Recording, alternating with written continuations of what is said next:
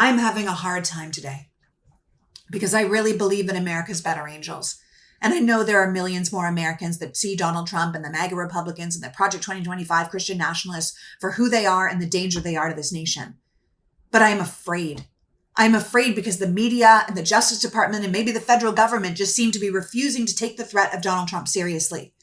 I am afraid because I am watching a cult leader speak to my fellow citizens like a fascist dictator, and I can hear them cheering. This man is talking about purging the government of anyone who isn't a true loyalist, of shutting down the free press, of using violence and brutality against people to keep them in line. I am afraid because we are talking about people with good genes and bad genes and rounding people up and putting them in camps. And people either don't know enough or care enough about history to see that it's repeating itself. And I feel sick to my stomach because these people aren't even trying to hide their plans. Trump just said this on the highest rated cable news station in America. Joe Biden said he doesn't think it's going to be a peaceful election day. I think the bigger problem is the enemy from within, not even the people that have come in and destroying our country. By the way, totally destroying our country. The towns, the villages, they're being inundated.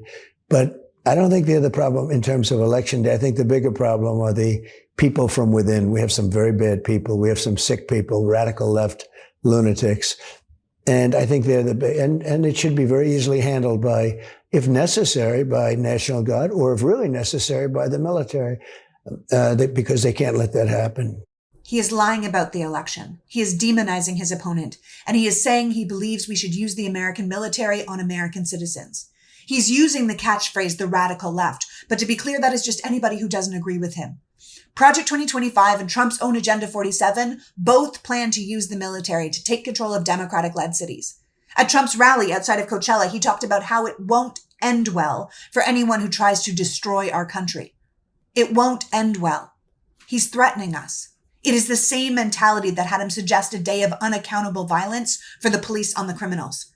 We have to stop pretending that this is a normal election, that this man and his people are not planning to install a violent dictator, that this election is not about tax rates or government spending or how you feel about abortion. It is about the rule of law, our constitutional rights, and the very safety of Americans. If Kamala Harris wins, no one is getting rounded up. She's not using the military to come after her political enemies. She's not firing hundreds of thousands of people who won't pledge loyalty to her or threatening to shut down any media network who doesn't toe her party line.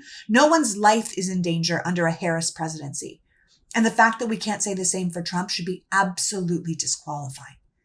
We need to wake up. And I am afraid that not enough people understand that.